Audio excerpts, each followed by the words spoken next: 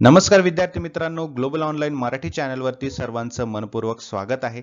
तर विद्यार्थी मित्रांनो, जसं की तुम्हाला माहितीच आहे, महाराष्ट्र सेट 2026 परीक्षेची तारीख आता वाढवलेली आहे आणि यासोबतच पुन्हा एक अतिशय महत्त्वाचा अपडेट समोर आलेला आहे. अर्ज भरण्याची मुदत वाढवली गेलेली आहे, बट यामध्ये काही वेगळ्या गोष्टी आहेत. हे कोणासाठी असणार आहे? नियमित शुल्कासह असणार आहे की विलंब शुल्कासह असणार आहे?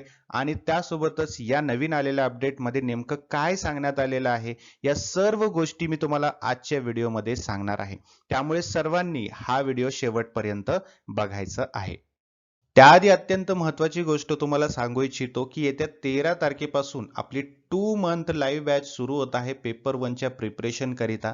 यामध्ये तुमचा संपूर्ण सिलेबस जो आहे तो लाईव्ह सेशन्समध्ये कव्हर केला जाईल. एखादा दिवस तुम्हाला लाईव्ह सेशन अटेंड नाही करता आला तर तुम्हाला त्याचं रेकॉर्डेड व्हर्जन मिळेल, जेणेकरून तुम्हाला तुमची स्टडी थांबवायची गरज नाही, तुम्हाला कंटिन्युअसली तुमची स्टडी करता येईल.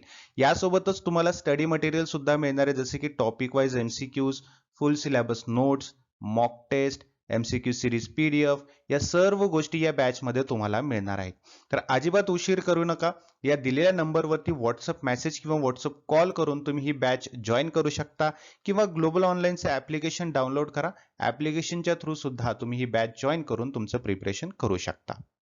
तर इथे तुम्ही बघू शकता की ही तुमचं ऑफिशियल नोटिफिकेशन जे आहे ते सेटच्या ऑफिशियल वेबसाईटवरती दिलेलं आहे. ठीक आहे. आता यामध्ये काय सांगितलंय बघा, नेमकं काय सांगितलेलं आहे की विलंब शुल्कासहित है ना परीक्षा अर्ज भरण्याची मुदत 7 जुलै 2026 रोजी संपुष्टात आली. म्हणजे जी लास्ट डेट होती तुमची विलंब शुल्कासह परीक्षा अर्ज भरण्याची, ती 7 तारीख होती, बरोबर आहे. परंतु सदर काळात महाराष्ट्रात अतिवृष्टी झाल्यामुळे काही भागात इंटरनेट सेवा विस्कळीत झाली असल्याने विद्यार्थ्यांना परीक्षा अर्ज भरता आले नाहीत, असे मेल सेट विभागासह प्राप्त झालेले आहे. म्हणजे काही पावसामुळे प्रॉब्लेम झालेला आहे, इंटरनेट फॅसिलिटी नसल्यामुळे विद्यार्थ्यांना फॉर्म भरता नाही आला. त्यामुळे त्यांनी काय केलेलं आहे की डेट एक्सटेंड केलेली आहे.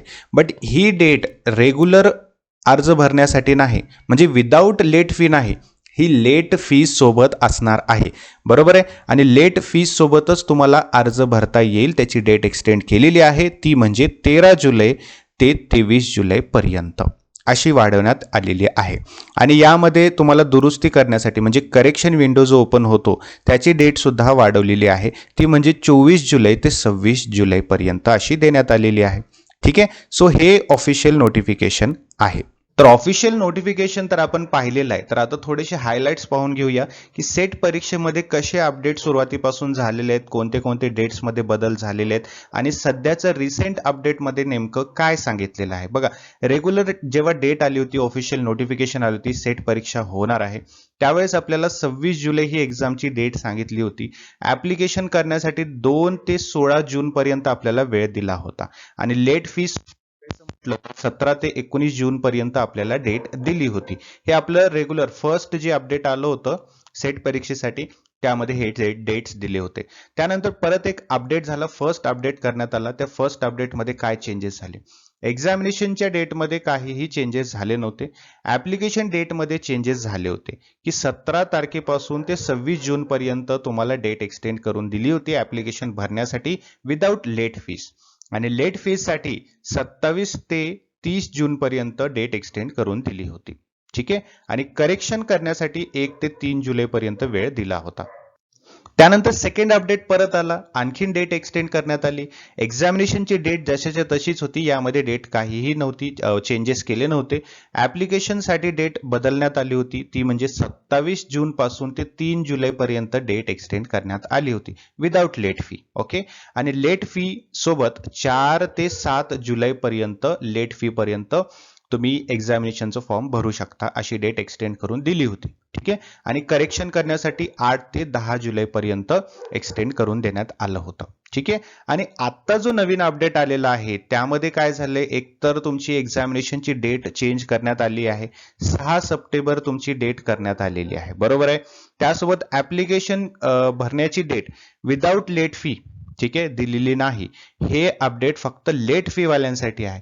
म्हणजे तुम्ही 13 ते 23 जुलै पर्यंत एक्झामिनेशन फॉर्म भरू शकता, बट हे लेट फी सोबतच तुम्हाला भरावं लागणार आहे. ठीक आहे. सो लेट फी सोबतच तुम्हाला हे एक्झामिनेशन फॉर्म भरता येऊ शकतं. आणि करेक्शन डेट जी आहे ती सुद्धा चेंज केलेली आहे. ती 24 जुलै ते 26 जुलै पर्यंत करेक्शन डेट तुम्हाला दिलेली आहे. Okay, so this is all about this update. हे सर्व अपडेट्स आता सेट परीक्षेसाठी आलेले आहेत.